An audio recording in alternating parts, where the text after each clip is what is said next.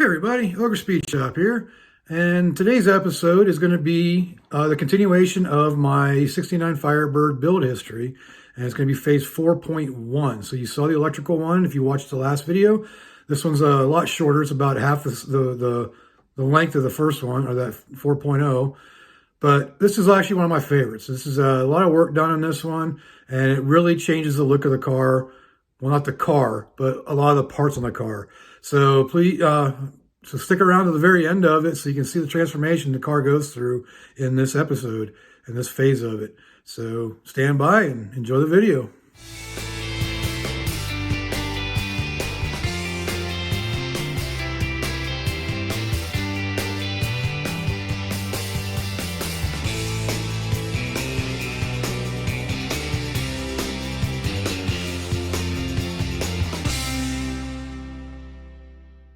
So here's my progress tonight. What I did is I separated the two pieces of the inner fender wells. The reason why we have discovered when you do this, you can attach this piece and it still holds good for the front. And then those are removable without removing the fender. So it makes it a lot nicer, a lot easier to modify things, especially since I'm planning on running wider wheels, wider tires, so probably have to modify these anyways, but I'm going to take them, get them sandblasted, and then I got the seat frames that need to go to the upholstery, not for me, but for one of our customers, because he's having them reupholstered. His are perfectly good, so I'm getting those and trading for these. Pretty cool. And then that's about it for tonight. So I'm actually pretty impressed. I had these sandblasted just to see how they clean up. There isn't a single bit of freaking rust pit in them, except for where the front pieces were connected. And that's these over here. And these are the only ones that have like pitted freaking rust. And I separated them to make them easier to remove when they're in the car, in case I need to. See, that's really the only places in those areas right there. But the actual wells are freaking damn near perfect. See anything wrong with these things. Not a single bit of rust in them. Crazy. They're just primered right now with some etching primer, but I gotta run to the Home Depot and get some. I'm gonna do semi-gloss black on it. So that's where I'm at right now. All right, here you go. All nice and painted black. Yes, there are runs. I don't care. This is just to protect it. Another one.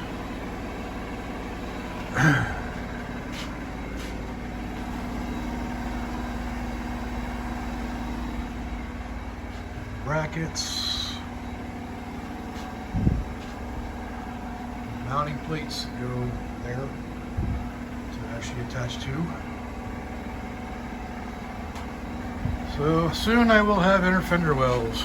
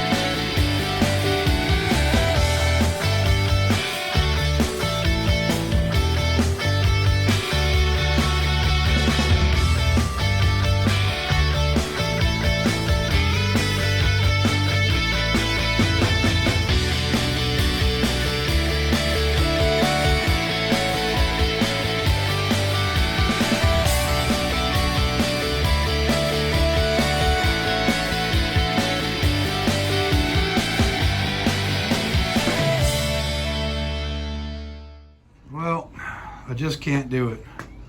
I cannot put this thing back together with everything looking like that. So I am going to pull everything off, pull apart the subframe, and clean and paint it. So everything's going to be nice and neat and clean up here. I got time because I'm waiting on a fuel tank for the fuel injection, and with everything going on with COVID and stuff, it's been delayed. So I might as well take the opportunity and do what I had planned to do back 2 years ago when I was putting this thing together. And that's gonna be tearing that all apart and cleaning up the subframe. That is it. Well, as you can see, got the motor strapped up so it doesn't tip back, because if you look under here, the transmission is out now. So the only thing left is 2 bolts on the motor mounts, and the motor will come out. And then the 4 bolts that hold the crossbar of the subframe in, and that'll come out. So, you know, give me the jack stands obviously, but I don't want to put the weight of the rockers or the weight of the car on the rockers until the motor's out of it. So that's what I'll be doing probably tomorrow. Get the hoist out and get this thing out and on a stand, and should be good to go. Pull that that subframe out.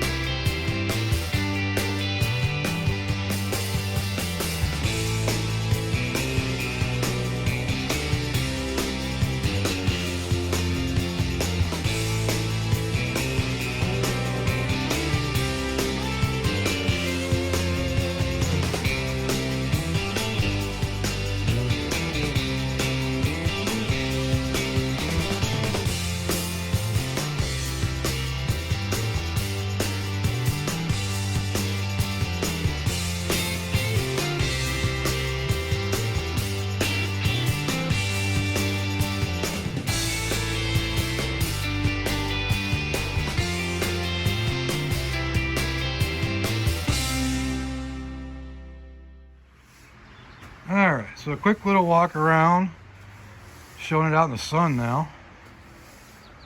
As you can see, we got new freshly powder coated subframe, all the wiring's back in.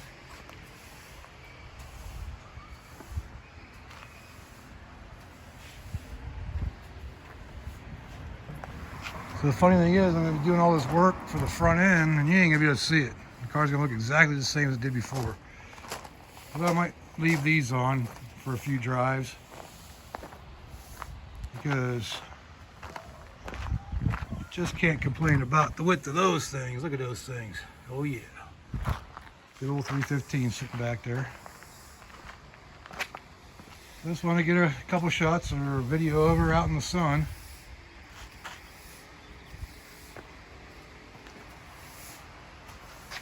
And I got Jay sweeping up. Get the garage cleared out so I can work on the engine and get it cleaned up. And that'll be it. So that's the latest update.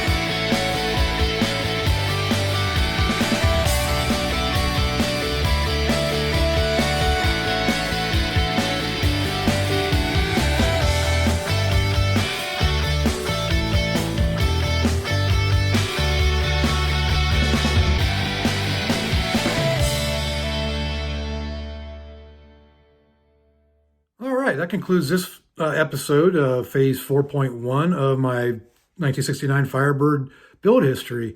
This is by far, like I said, one of my favorites. I think it made a huge transformation. So if you made it through this video and you got to see that transformation at the end, I hope you enjoyed it as much as I did. I think it looks amazing. Hope you do too. And you know, if you really do enjoy my videos, go ahead and leave me a like down there. If you like this video, leave a like and subscribe. You know, I try to put as much content out as I can. I really love doing this. You know, I'm having a heck of a time doing it. And I'm going to start doing more work out in the shop.